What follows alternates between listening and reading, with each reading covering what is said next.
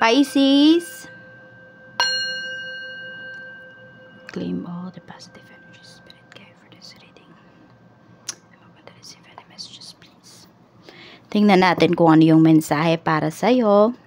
Pasensya na po kayo at ilang araw din tayong hindi nakapag-video dito sa ating channel. Actually, both channel. Kasi sobrang busy lang po sa private readings at sa rituals. And by the way, mag-iingat po kayo kasi madaming nag-message sa akin na in-add sila using yung name natin. Tapos nagme-message sa kanila. Tandaan nyo po, hindi ko po kayo i-add dahil Facebook page po tayo. You can like and you can follow. Pero hindi ko po kayo i-add, no? Wala pong ganun na pagpipilian sa Facebook page. At also, hindi rin po ako magme-message sa inyo. I will never do that. Kahit ilagay nyo pa yung number nyo dyan, yung email ninyo, no? Basta kahit ilagay nyo pa yung nyo dyan, your Facebook page, your contact number dyan sa comment section, hindi ko po kayo i-message, hindi ko kayo te-text, hindi ko kayo tatawagan.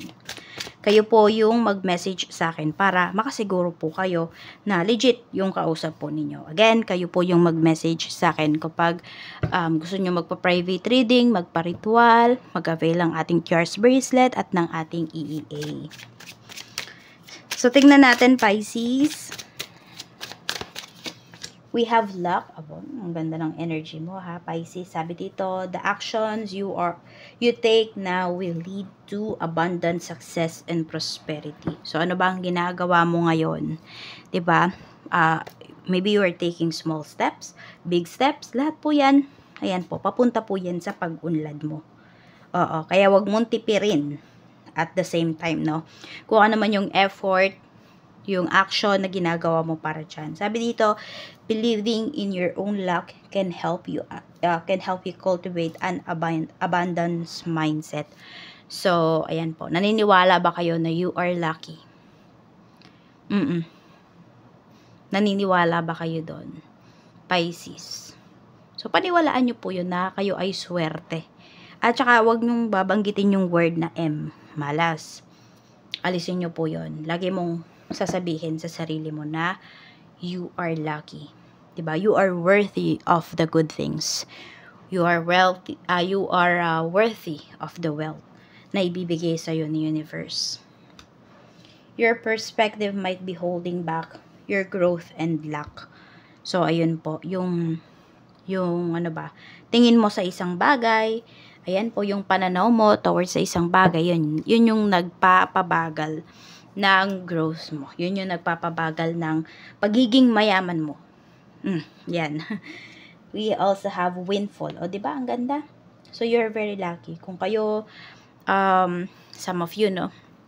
Kung kayo ay tumataya talaga, meron kayong negosyo, may offer po sa inyo, grab nyo talaga yan. Sabi dito, you're about to receive a financial windfall or pay raise. Ayan po, meron din dito. Tataasan po ang sahod ninyo.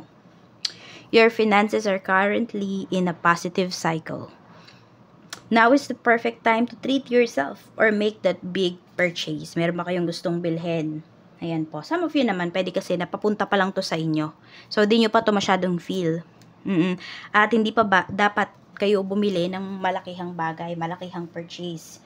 Baka naman mabigla po kayo. No? So, okay lang din naman dito na kayo ay, magde-delayed gratification kayo.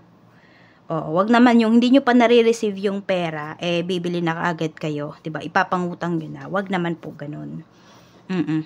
So, napaka-positive, napaka-lucky mo. Yan, pagdating sa kaperahan ngayon. Ang ganda po ng energy. So, claim nyo yung positive energy na yan, Pisces, lalo na yung mga meron dyang ginagawa na pagbabago pagdating sa kaperahan po ninyo. Claim nyo na yung ginagawa nyong pagbabago na yan ay patungo talaga yan sa pag-unlad po ninyo, sa pagyaman ninyo. O, tayo dito ng energy pa, spirit guide. Unlikely. Okay, ayan po, So, may mga bagay din naman dito na tignan nyo rin po talaga kung para ba talaga sa inyo. Ayan, naisip nyo ngayon meron kayong ginagawa. Pero puro problema yung dinadala niyan. Ayun po, yung iba sa inyo, pwedeng hindi yan talaga para sa inyo. Let go nyo na yan. Basta kung iba yung nararamdaman nyo na bigat eh. Tapos nagiging negatibo na din yung isipan ninyo kasi iba talaga. So for some of you po, you need to let go of that situation, of that thing. Meron ba dito, may nagbigay sa inyo ng ng pampaswerte? For some of you, meron dito sinuswerte talaga. Pero meron po dito, yun, ang bigat nung dating sa inyo ng pera ngayon. Because of dyan, sa may nagbigay sa inyo. Some of you naman, maaring may pinulot kayo.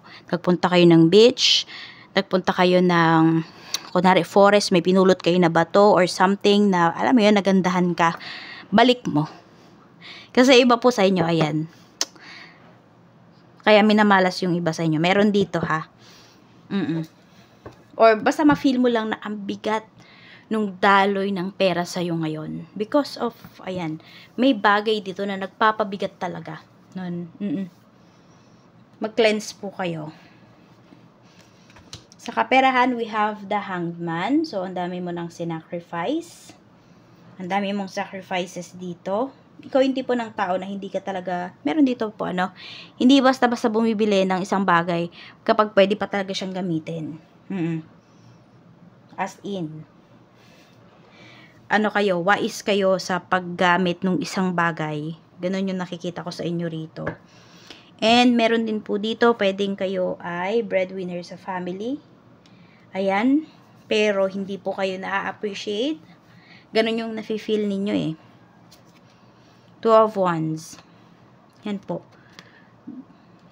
May nagpaplano rito. Meron ba nagpaplano rito ng negosyo? Ayan. Knight of Pentacles, kulang na lang puhunan. So, maganda po yung pinapakita rito. Kasi, kayo, matyaga kayo, Pisces eh.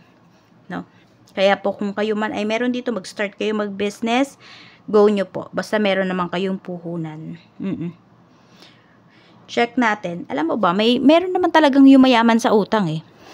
Basta alam nyo lang kung saan nyo ba gagastusin yung utang na yon. Gastusin nyo sa negosyo. At syempre, kung ano man yung negosyo na pagkakagastusan nyo na yan ng utang ninyo, dapat syempre pinag-aralan nyo po yan. Trial and error naman talaga ang pagnenegosyo. May nagsasucceed, may hindi. Pero sinasabi nga dito sa universe, ayan, ang swerte-swerte mo, Pisces. Kaya gamitin mo yung swerte na yan, para mapalago mo kung ano man yung pera na mayroon ka ngayon. Sa career, 10 of Pentacles.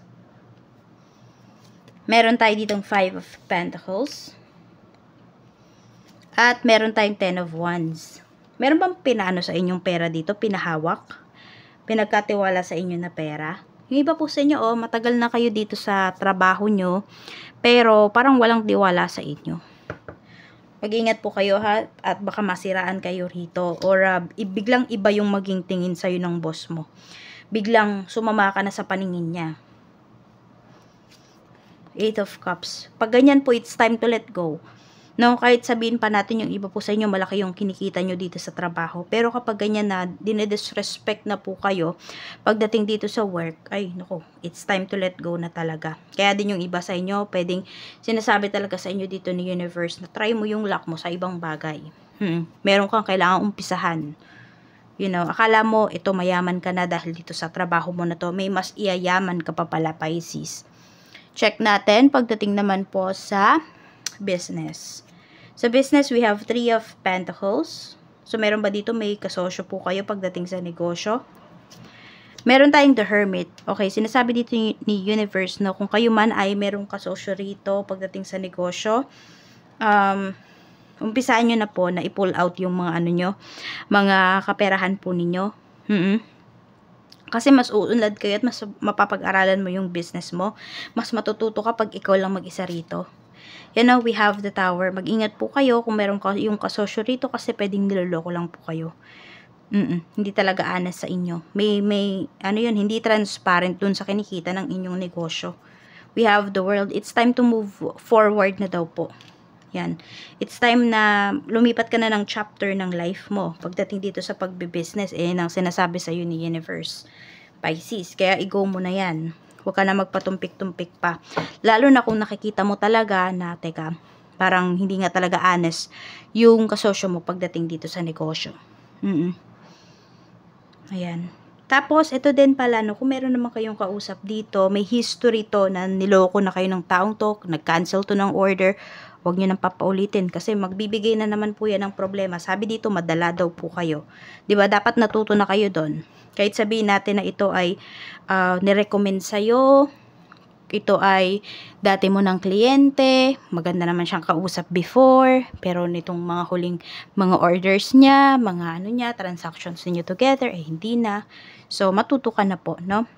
Kasi baka inulit-ulitan ka ng taong to dahil, yun nga, pinagbibigyan mo kasi siya lagi. Okay naman po yung sales, ayan, so alisin nyo na po yung mga, ano ba tawag dito? Yung mga nagpapabigat, no, sa inyong negosyo. Alisan nyo na po yan, or alisin nyo na po yan. Yung iba dito, kailangan yung lumipat ng pwesto. Mabigat yung, yung pwesto nyo dyan. It's either yung huling nangupahan dyan sa pwesto na yan, ay naglagay ng sumpa. Yes. Sa health naman po, kamusta po ang health ni Pisces? Madalas yung iba sa inyo, nakakagat nyo yung gilid nung nung pisngi. Yan. Tapos dila. So, ano ba yung mataas ba yung cholesterol ng ganon? So, we have 6 of Swords. Meron naman dito pwedeng kaka-surgery lang po nung iba sa inyo. At nagpapagaling pa for recovery pa yung iba sa inyo. We have 9 of Swords. More on, alagaan nyo po yung inyong mental health, ha? Ayan. Alagaan mo yung health mo. Talaga, lalo na yung mental health mo kasi nga mabilis kang maka-attract ng mga positive things, lalo na din ng mga negative things. Kaya po ayan, sabi nga, 'di ba, isipin mo talaga na you are lucky because you are lucky, you are blessed, Pisces. Check natin ano ba yung blockages sa life mo ngayon. Ano yung blockages sa life po ni Pisces ngayon? King of Pentacles. Okay, blockages to. Pwedeng may mga nayayabangan sa'yo. Okay? So, I mean, nagiging blockages ka sa ibang tao. Yun yung nagiging tingin nila sa'yo. Pero ikaw dito, hindi to blockages para sa'yo. Kasi, di ba, masaya kapag dating sa kaperahan mo ngayon. Yun nga lang, ito, nakaka-attract ka ng, maraming inggit. So, Pisces, yun yung blockages mo. Hindi ko alam kung masyado ba kayo nagiging mahangin. Ayun, iwasan nyo lang talaga. Iba yung dating nyo Iba yung dating nyo kapag wala kayong pera. Iba yung dating nyo kapag may pera kayo. Nalalaman kagad ng mga tao sa paligid po ninyo. Kaya kayo dito, mag-lie low kayo dito. Okay? Ito naman yung strength mo. Masipag ka talaga. Tapos yung iba po sa inyo, pwedeng masipag na kayo, tapos matipid pa kayo. Kaya po maganda talaga kaya talaga sa pagyaman po kayo papunta. Tapos blessed pa kayo. You're very lucky pa. Tapos may paparating pa dito na, ayan, salary increase. Meron pang paparating dito na may mag-o-offer sa inyo ng malaking kita. Ayan po. So, talagang sa pagyaman ka papunta. Tignan mo, may success din dito pagdating sa trabaho. So, lahat po na gagawin ninyo, magsasucceed talaga kayo. Kaya, ayusin mo yung mindset mo. And also, as much as possible, is dapat yung mga tao sa paligid mo, hindi nila maramdaman na may pera ka. Yung magtataka sila na, may pera kaya si Pisces o wala? Yung tipong ganon, yung hindi ka ganon, ay may pera yan. Ay wala yung pera ngayon. 'Di ba? Yung meron kasi 'di ba nakaka-feel sila ng energy. Ayun, so protect mo yung energy mo rito. Ano mo siya? Lagyan mo siya ng protection, 'di ba? Na hindi ka agad yan mababasa ng ibang tao. So, ayan lang Pisces. Maraming salamat at i-claim mo na yung lahat ng positive energies dito sa reading natin. Ingat ka and see you again on my next video.